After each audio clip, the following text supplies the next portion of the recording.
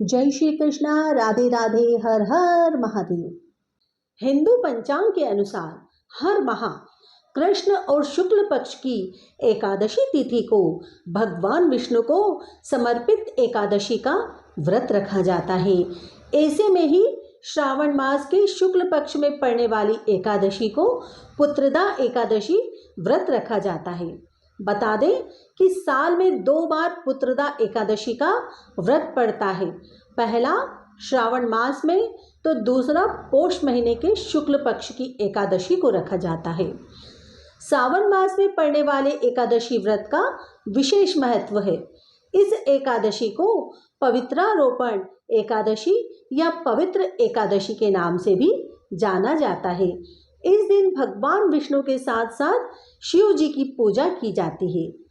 मान्यता है कि पुत्रदा एकादशी के दिन व्रत रखने से, पूजा करने से हर एक दुख दर्द में निजात प्राप्त होती है। इसके साथ ही संतान प्राप्ति की इच्छा पूर्ण हो जाती है। आइए जानते हैं पुत्रदा एकादशी की सही तिथि, मुहूर्त, इसके धार्मिक महत्व से लेकर पारण का समय तक। आइए जानते हैं कब है सावन की पुत्रदा एकादशी। पंचांग के अनुसार सावन माह की शुक्ल पक्ष की एकादशी तिथि की शुरुआत 4 अगस्त को सुबह 11:41 पर होगी। वहीं शुक्ल पक्ष की एकादशी तिथि का समापन 5 अगस्त को दोपहर 1:12 पर होगा। उदया तिथि के हिसाब से सावन पुत्रदा एकादशी 5 अगस्त को मनाई जाएगी। पूजन का ब्रह्म मुहूर्त सुबह 4:20 से लेकर 5:02 तक रहेगा। रवि योग सुबह 5:45 से सुबह 11:23 तक रहेगा। अभिजीत मुहूर्त दोपहर 12 बजे से दोपहर 12:54 तक रहेगा।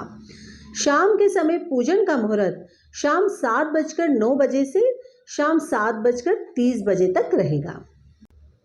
श्रावण पुत्रदा एकादशी पारण का समय सावन पुत्रदा एकादशी के अगले दिन यानी 6 अगस्त को सुबह 5:45 से 8:26 तक व्रत का पारण कर सकते हैं। पारण के दिन द्वादशी समाप्त होने का समय दोपहर 2:08 पर होगा। स्नान और संकल्प। सुबह जल्दी उठकर स्नान करें और स्वच्छ वस्त्र धारण करें। अपने पूजा स्थल को साफ करें। हाथ में जल लेकर भगवान विष्णु और भगवान शिव का ध्यान करते हुए व्रत का संकल्प लें। कहें कि आप निर्विघ्न रूप से इस व्रत को पूर्ण करेंगे। भगवान विष्णु की पूजा। भगवान विष्णु की प्रतिमा या चित्र स्थापित करें। उन्हें पीला चंदन, पीले फूल, तुलसी दल, फल और पंचामृत यानी दूध, दही, घी, शहद, शक्कर का मिश्रण अर्पित करें। ओम नमो भगवते वासुदेवाय नमः मंत्र का जाप करें। विष्णु सहस्त्र नाम पाठ का करना भी शुभ माना जाता है। भगवान शिव की पूजा करें। शिवलिंग पर जल, दूध, बेलपत्र, धतूरा, भांग, शमी पत्र, चंदन और सफेद फूल चढ़ाएं। ओम नमः शिवाय मंत्र का निरंतर जाप करते रहें। शिव चालीसा या महामृत्युंजय मंत्र का पाठ करें। दोनों देवताओं को मोदक या सात्विक मिठाई का भोग लगाएं। धूप दीप जलाकर दोनों देवताओं की आरती करें। शाम को प्रदोष काल में एक बार फिर भगवान विष्णु और शिव की पूजा करें। चावल, अनाज, दालें, प्याज, लहसुन, मांस, अंडे और किसी भी प्रकार का तामसिक भोजन बिल्कुल ना खाएं। इस तिथि पर शंख, चक्र एवं गदाधारी श्री विष्णु जी का पूजन होता है। उनकी पूजा करने से जो फल मिलता है सो सुनो। गंगा, काशी, नैमिषारण्य और पुष्कर में स्नान करने से जो फल मिलता है वह फल विष्णु भगवान के पूजन से भी मिलता है।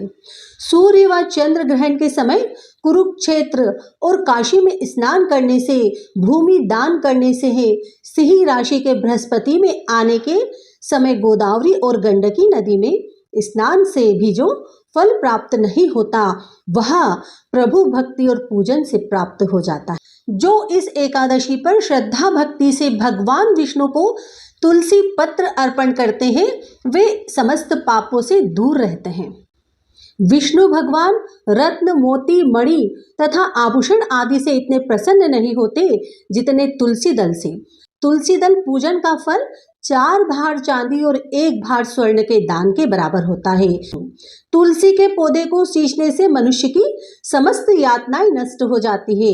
दर्शन मात्र से सब पाप नष्ट हो जाते हैं और स्पर्श से मनुष्य पवित्र हो जाता है। एकादशी की रात्रि में दीपदान तथा जागरण के फल का महात्म्य चित्रगुप्त भी नहीं कह सकते।